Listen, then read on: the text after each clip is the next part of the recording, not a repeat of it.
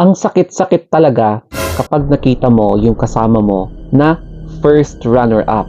So, eto yung totoong hapdi kapag ikaw yung itinanghal na first runner-up na pagkatapos na ginawa mo ang lahat, hindi pa rin naibigay sa'yo ang corona.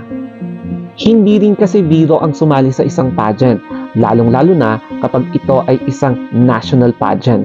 Kaya ramdam mo talaga yung pagod mo, the preparation, yung effort, tsaka yung gastos. Kaya panoorin ulit natin yung buong reaction ni Ate Girl nung in-announce na first runner-up pala siya.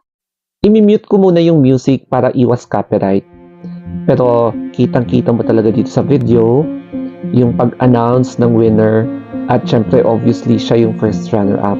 Ramdam na ramdam mo talaga yung pait, no? Yung sakit, yung reaction niya talaga. Parang kung sensitive kang tao, pwede kang mapaluha sa reaction ni Ate Girl na alam mong pinaghirapan mo ang lahat pero hindi talaga naaayon yung stars para sa'yo. Kumbaga, hindi ka destined na manalo during that night. Kaya, alam mo yon yung pinagpaguran mo, grabe, very speechless, pero ayun na nga, wala ka na magagawa. Kaya kailangan talagang be sport and tanggapin and be humble. Ang unang reaction ko dito is naramdaman ko kung ano yung naramdaman ni Ate Girl. Alam mo yung pait talaga na sinacrifice mo ang lahat. Tapos during the finals night, perfect na perfect lahat. Performance mo, Q&A, feeling mo ikaw yung nag-deliver ng pinakamagandang sagot. Lahat ng preparation ginawa mo na. Yun nga lang, ang isang kulang sa'yo is yung luck. Hindi naaayon yung stars para sa'yo na manalo during that night. Kaya alam nyo ba, inulit-ulit ko yung video na yan kasi ito yung moment na, di ba usually naiinis tayo sa mga first runner-up. Dito hindi eh. Ramdam mo talaga yung sakit.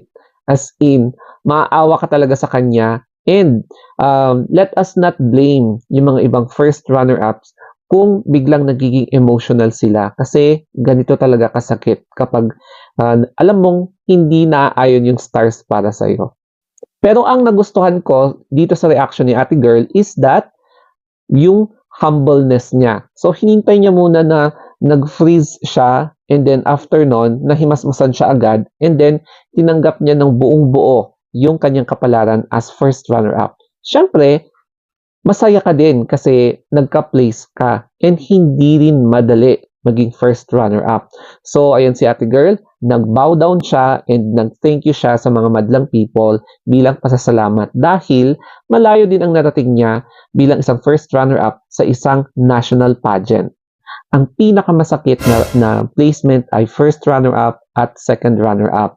Kasi, alam mo yung ginawa mo na ang lahat pero hindi talaga sa'yo nakatadhana yung corona. So katulad ni Rufa Gutierrez dito, okay naman yung performance niya, napaka-stellar, napaka-iconic, siya yung tinitingala din, wina-watch out, pero she ended as second runner-up sa Miss World. So sayang, no? Ang daming nasayangan at ang dami din ang medyo, alam mo yun, nadismaya sa resulta. And then, nung 1999, si Miriam Kiambao, akala natin okay na, no? Sana siya.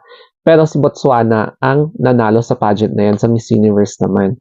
And then, going further, noong 2011, si Gwendolyn Rueda, ba? First runner-up siya sa Miss World. So, another heartache na naman sa Pilipinas. Si Venezuela ang nanalo during that time. And then, noong 2022, Miss Universe, akala natin si Janine Tugonon yung mananalo, no? Pero, ang sinabi ng announcer ay si USA. Ayan. Kaya, malaking heartbreak na naman ito para sa Pilipinas kasi nag-first runner-up si Philippines. Dito na, sa Miss Grand. Si Samantha Bernardo, siya ang naging first runner-up. At ang nanalo dyan ay si USA. Diba? Nirepresent niya noon ang Ghana sa Miss Earth. Tapos nag-crossover siya sa Miss Grand at nanalo siya. And then, at ang latest naman ay si Pauline Amelings nung nirepresent niya ang Pilipinas sa Miss Supranational. At ayun na nga, first runner-up ang Pilipinas. So, alam mo yun, di ba? Madami nang kinayang din pero wala na tayong magagawa. Hindi talaga nakatadhana kay Pauline yung corona. Pero at least, no, hindi na bad yung placement ng pagiging first runner-up or second runner-up kasi nagbigay ka pa rin ng karangalan sa Pilipinas sa pamilya mo, sa friends mo, o sa lugar nyo rin, sa local na place na pinaglakihan mo. Napa-research ako kung ano nga bang pageant ito. So, bago ang lahat, tignan natin or pagmasdan natin ang newly crowned Miss Fabulous Thailand. So, sa Thailand po yan ginanap and yan po yung winner. And then, ito naman yung first runner-up. O, di ba? So, silang dalawa yung top 2 and yung Miss Fabulous Thailand ay isang national pageant na parang bago lang, no? Kasi ang pagkakaintindi ko sa season 3, third edition yung Miss Fabulous Thailand na kakaganap lang ngayong this year, o di ba? So, ang isa sa mga advocacy or yung purpose nila is to further raise awareness sa mga rights ng LGBT community. And yes, this is a transgender beauty pageant. So, makikita nyo yung mga rainbow colors.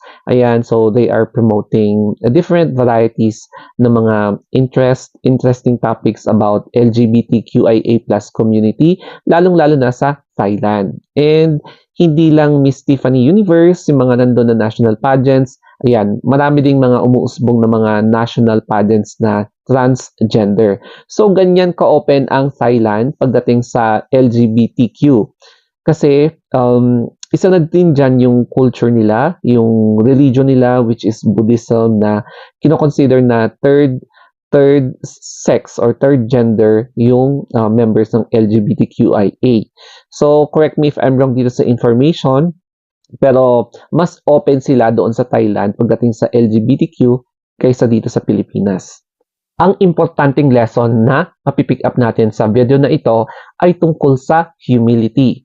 So, saludo ako kay Ate Girl na kahit first runner-up siya, ipinakita niya na acceptance and humility is a major factor para maging influential siya.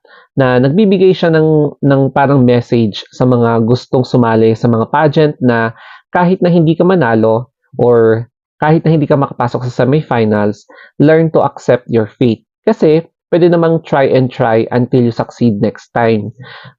Kapag kasi lagi kang nagrereklamo, laging negative vibes yung ini-spread mo, walang mangyayari sa'yo. And, come to think of it, meron ng digital world ngayon. So, I'm sure, very aware si Ate Girl na kapag magrereklamo siya or magbibigay siya ng negative vibe, pag-uusapan talaga siya sa social media. Kasi hindi lang yung mga tao na nandoon ang nanonood sa kanya, pati na rin yung mga audience using computer, mga phones na merong connection sa internet. Kaya magandang ehemplo yung ginawa niya para at least maging good example siya para sa mga next generation na sasali sa pageants or kahit na anumang competition na yan to promote humility. Sana may napulot kayong aral dito sa video na ito tungkol sa pagpapakumbaba and promoting humility. And dapat hindi tayo mag-spread ng mga negative vibes. Okay, so kung gusto niyo pa ng more stories like this, mag-follow lang kayo sa akin or subscribe. At ito ang ating Instagram account, The Story of Anthony. And syempre, malaking tulong na rin yan as a content creator, no? So that's it, guys. Thank you and have a nice day.